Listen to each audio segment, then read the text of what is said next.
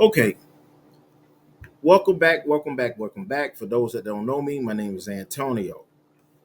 What you're going to see is a lawyer who's in a sense double dipping, and you're going to see masterfully how Judge Simpson is telling the lawyer, "I don't think that you can serve as a lawyer on this case because you're too close to the fire." Meaning, you're acting in a degree as a witness, and you want to serve as a lawyer. Ethically, this is not good. But the lawyer is so defiant. She started throwing all of these law terms back at the judge, and Judge Simpson didn't flinch. He understood what she was saying, but he is still doubling down, saying, "I don't think that you should serve as a lawyer on this case." But without further ado, thank you for all my new subscribers. We are on the road to 10,000. Don't hesitate to subscribe to the channel. Hit the notification bell. We're going to get into the content. And once again, we'll come back in the end and tell you our feelings about the case. Donna Tope, I'm here on behalf of the plaintiffs, Alec Jerome and Caroline Jerome. Okay. They are here by Zoom. Yes, I do see that. Good afternoon, Your Honor. Francinova appearing on behalf of Eric Cassidy. Gail Rosen from the University of Michigan Student Legal Services has filed an appearance on behalf of Paula Cassidy. However, Ms. Rosen is at a conference this week, and so we are proceeding without her presence. All right. I think the first order of business that we have to take up is before it goes any further, is the motion, I think, filed by Ms. Rosen. So I don't know, counsel, if you were going to, well, who was going to argue that motion? She's not here. I'm fine arguing the motion, Your Honor. All right. And counsel, you received a copy of the motion? By email. Okay. I did not get a response to the motion, but I haven't had a chance to respond, but I will today. okay. Your Honor, I did also mail the motion on Monday and email it as well. All right. Well, without here, I've reviewed the motion and I don't need much argument unless somebody wants to argue. And I guess, Mr. Tope, I would ask why wouldn't you be disqualified as counsel? I guess I'm going to start there. That's fine, Your Honor. First, because sorry about that. What would Why wouldn't you be disqualified as counsel in this case? Your Honor, their counter complaint is this. Their complaint or their motion to disqualify me is premature. It's not right. There's no certainty that the cases will go to trial. The plaintiff's right to the legal representation of their choice would be irreparably damaged if their attorney, me, were not there to represent them during the preliminary steps before trial. If the case does go to trial, defendants can make the motion then. The defendants claim in their brief that there is a conflict of interest. A conflict of interest does not exist. I, Donna K. Tope, MSJD, has no legal or personal relationship with the defendants in this case. Donna K. Tope, as plaintiff's property managed agent, has no legal or personal duty or legal relationship with the defendants of any kind. The legal brief is an error. Donna K. Tope, MSJD, me, the plaintiff's attorney, is not a party in any of the Cassidy's legal filings. Their counter complaint is against Alec Jerome, Caroline Jerome, Cambridge Family Holdings Property Management Company, and Donna K. Tope, the Jerome's property management agent. The complaint is a documents case. It is a landlord-tenant case for non-payment of rent and termination of the lease, and that the Cassidys violated several terms of the lease between landlord owners Jerome's and the Cassidys. Okay, Mr. Let me stop you for a moment. Mhm. On some of that, you may be correct. But I think the biggest problem that I see, and there are a number of them, but the biggest problem that I see is you representing in a case in which you may be a witness. And my next point is directly on that point, and that is that the case is based on the Cassidy's withholding all rent and utility payments, beginning with those due September 1st. The defendant's defense is limited to the legal basis for the claim that those repairs were so egregious and made the home so unlivable so as to rise to remedy of withholding all rent beginning December 1st. There are 4 different witnesses. They have filed the case against Alec Jerome, Caroline Jerome, Cambridge Family Holdings, and Donna K. Tope. All 4 of those people could be witnesses for any of the evidence. But counsel, that doesn't negate the fact that you could be a witness. I'm not an essential witness. There are 3 other people. But hold on. I think that you are, if what's contained in here is correct. And that is that you're having these conversations with the other parties. I'm having these conversations. Could you be a little more specific? Well, but you're arranging certain things. You're the one talking to them. You're the one dealing As with the them. agent is okay. Right. I get it. I get why you're doing it in that capacity. I don't Right. have any issue with Okay, that. I'm just trying to understand. Right. What I have an issue with are the rules of professional conduct, particularly, and then you representing a party where of rights, because of a conversation that might have ensued, you would be called as the witness. That's a problem. Okay, the rules of professional conduct, and that is where that is behind what I say, that the brief of a conflict of interest does not exist, is because that an attorney in a party to a suit cannot be a witness. I, Donna K. Tope, MSJD, am not a party to any lawsuit that they have filed. No. But the rule also indicates you can't be the attorney and witness. The other 3 parties are the best witnesses because they're the landlords. But counsel, just by being here the number of times that we've been here,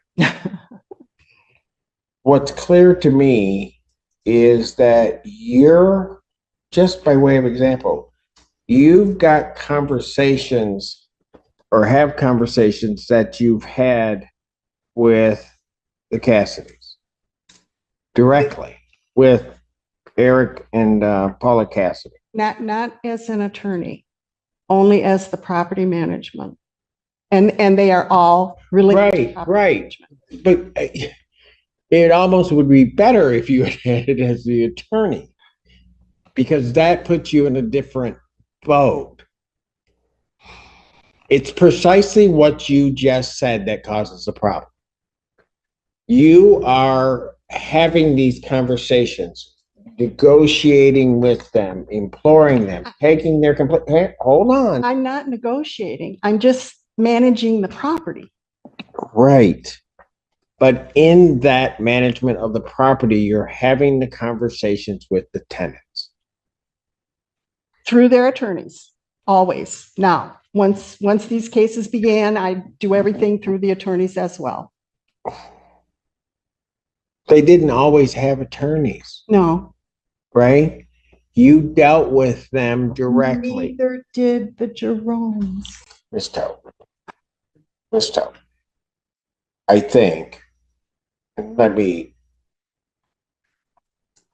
just be clear about this. I am loath when an attorney comes before the court to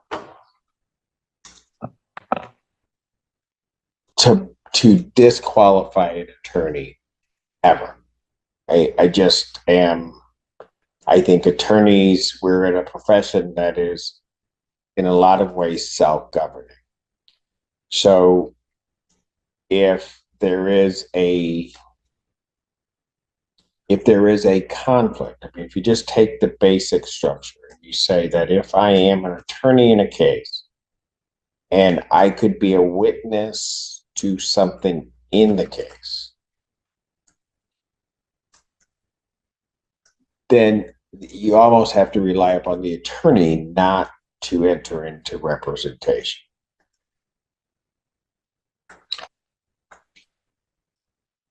Now, having said that, and so typically attorneys won't,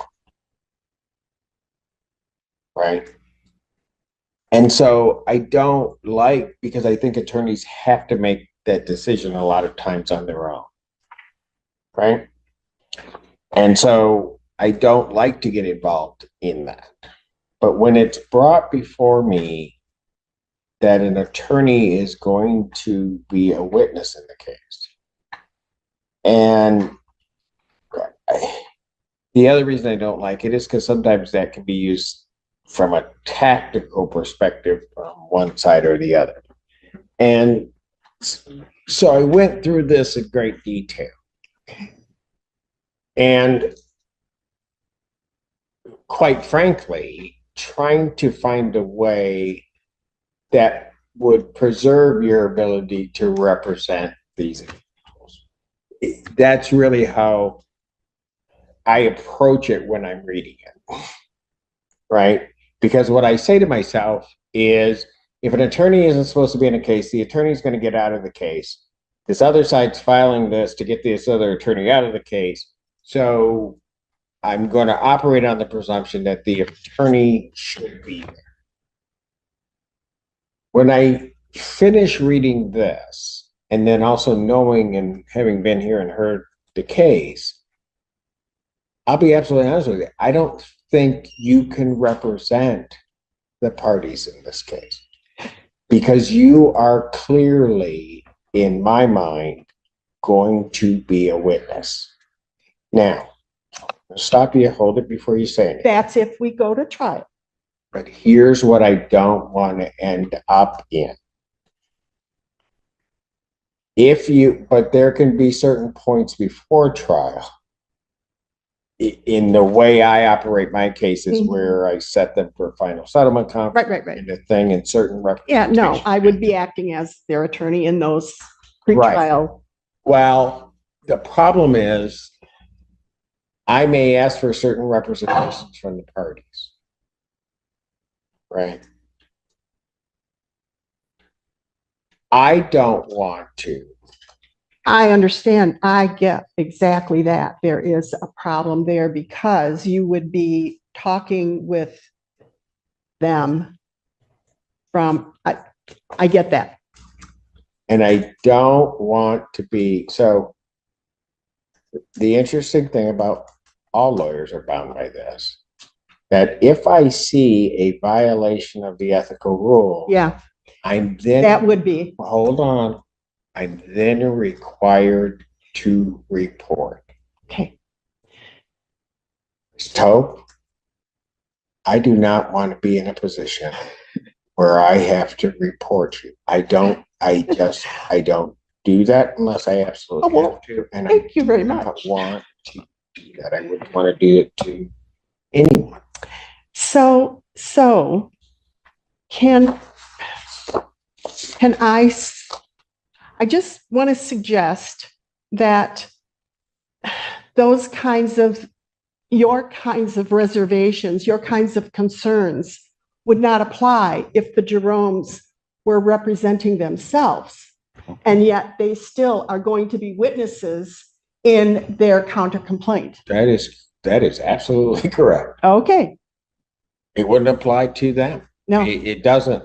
no, because they're not attorneys under the attorney. Well, I still say that I would like you to wait until we actually come to that Waterloo. But I know that because we may not. I mean, we were hoping that we could get some kind of meeting of the minds at this discussion that occurred without attorneys at the University of Michigan's legal department's dispute resolution meeting that took place. And we did not. But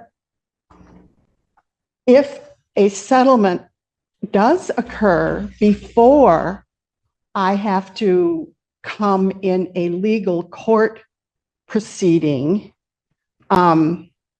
representing the Jeromes, then I wouldn't have to disqualify myself from advising them. So I'm gonna have, I've been doing this a minute, Yeah, and I'm just gonna tell you, I'm gonna see it on motions.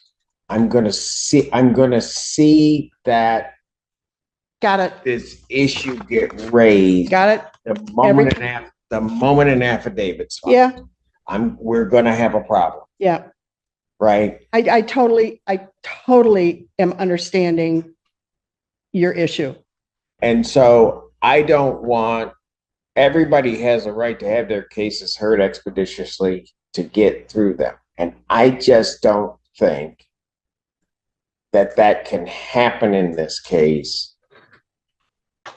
Given what's going on. Representing them.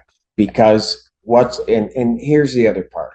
The other part is this is a summary proceeding and maybe one of the thickest or second thickest I've had this year filed. But summary proceedings operate at a different pace. We operate rather quickly. The moment they file a motion, file an affidavit alleging that you said we got a problem. Yeah, And then I have to put it on hold, which is not, quite frankly, in your client's interest. I have to put it on hold, waiting for an attorney to come in to just answer the motion, let alone argue.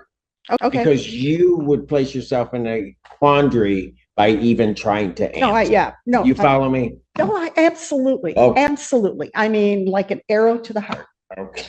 Well, don't put it that way. No, I just got to say, Yeah. that's what it feels like, but Okay. I totally understand. All right. So I guess my question is, if you, rather than me even ruling on this motion at this time, but if you were, how long would it take for you to find counsel to substitute in? I will talk with my clients and we will have a speedy discussion because they are on it. And I can get back to you within several days. Okay. Hey, well, as this side to the Jeromes, based upon the discussion, I realize you guys aren't lawyers, so did you have any questions with anything that the court was saying or anything that was going on there? Alec, did you want to? I think it's clear. I think I understand what you've said. Thank you, Judge Simpson. And yeah, we can confer and we'll figure it out. There is always a lawyer present. Just because of the nature of the tenants, but we'll find another lawyer that will work and won't cause a conflict. I understand that's super important. Yes. Okay. So, yes, ma'am. You did understand what she said, that in every situation involving the tenants, there is a lawyer present on their side because Eric is a lawyer and he has sort of, yeah, Right. And he's And- inserted lawyerly things into the discussion. I get it. But Okay. but if he were representing, quite frankly, he might have a problem if he were to step in and represent even his wife in this. He could certainly represent himself. I mean, he could do that, but that's not what this is. Yeah. Right. And I get there's always a lawyer involved. Sometimes you throw a stone, there's a lawyer involved. So Mr. Cassidy is licensed in the state of Texas, not in the state of Michigan. state of Texas, my condolences. All right. So, that's it. So I guess, my thought process is to adjourn this out a couple weeks, allow them to substitute an attorney in even before I rule, so that way we're not even trying to do things right now that may cause problems later. But I don't know how you feel about that. We like having you here every couple weeks or so, but Your Honor, I mean, we really are asking the court to make the decision today. And I think an email that we received last night from Ms. Tope at like 11:30 p.m., coupled with the motion that she filed a few days ago to allow the landlords to repair the property without the tenants present, show how integral she is and what a fact witness she is. She's, in our opinion, the only fact witness. We don't need anybody else. Not to mention the fact that most of our counterclaims are against her individually. Oh, I know. Emotional distress and whatnot that we're going to file is against her. I know. Individually. And she has a clear conflict of interest because I presume the Jeromes are going to distance themselves from her and say they haven't authorized the behavior that she's been doing on entering onto their property And those are all allegations. I know. And look, folks. All right. Maybe my problem with being a judge is I'm a lawyer's judge. Is what? I'm a lawyer's judge. I love the practice of law and I like watching lawyers practice. And where I don't have to enter into having lawyers do the right thing or whatever, and I don't. I think you had Ms. Tope a certain position that she had. We had that brief interaction we just had now. My understanding is that there will be an attorney substituting in. So what I'm going to do is, this is how I'm going to leave it, because I do understand your point, but you have 7 days to file a substitution of attorney. If not, the court will enter an order granting the disqualification of this. Just do it that way. All right. You're welcome. And I'm not going to proceed on anything else until I have different counsel on this side. Okay, so they would have to refile my motion that to have the tenants vacate while the landlords do. No, I mean, I'm not going to require them necessarily to refile. They're going to have to sign something Okay. for that motion under the court rules because it has to be their motion. Okay. They don't have to absolutely refile it. I'm not. Excellent. I mean, there are ways around that notion without causing undue delay. Yeah. All right. Thank you. So what I will do, and if you would prepare the order that there will be a substitution, right? Yep. Or that the court will be granting that. So that order needs to be prepared, submitted to the court. I will adjourn this out 2 weeks. And we will come back. And I'm sorry. Yes, ma'am. I'm being a little sister. My brother has had his hand raised because he did want to also respond I'm sorry. I didn't. That's okay. I'm sorry. sorry. I wasn't looking So at that screen, and I that's totally apologize. cool. Totally cool. Okay, All right. Alex. So you said you were being a little sister when you did that? Speaking up for my I brother. wasn't speaking up. I did have my hand raised. No, it's okay. I have one of those, and you're right. I get him. Big brothers were just quiet until our little sister says, "Got to say something." Okay, I'm back. Go ahead, sir. Your Honor, the only point of question that I had was related to, we actually came today prepared to make an offer for settlement of the situation related to the payment of all of the back rent, penalties and fees, but absolving the Cassidys of any of the penalty related to the forfeiture or breaking of the lease, which was in the neighborhood of, I believe, $26,000. Does that make a difference in terms of having a discussion or not? Yeah, no, That's that the record be stricken on this terms of any proposed settlement that we have. yeah, in the court, its head is not. I'm not even dealing with that. The short part of that is you came to try to look to negotiate it.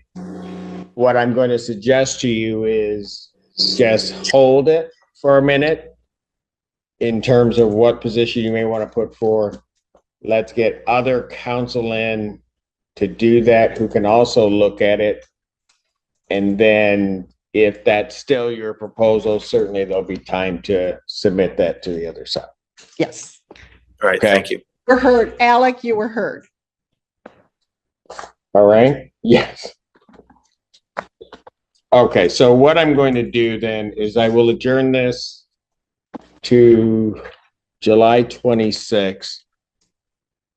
I set it at 9. You will get a time breakdown as to when it'll be set. It's likely going to, well, no, what time will it? 3 p.m. Oh, it will be set. Thank you.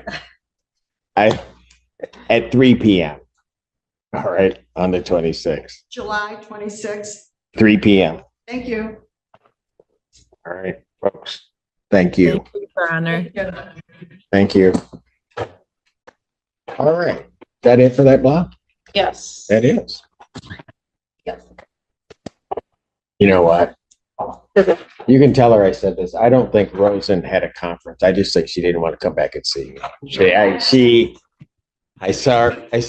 seen her for ages, and then saw her. She was in with Fink, I think. Yeah, hadn't seen her for ages. So Yeah, Gail's awesome. She actually emailed me last night and said, I wish I could be there tomorrow. yeah, got it. All right, you guys take care. Court's in recess. All right. A little late. Okay.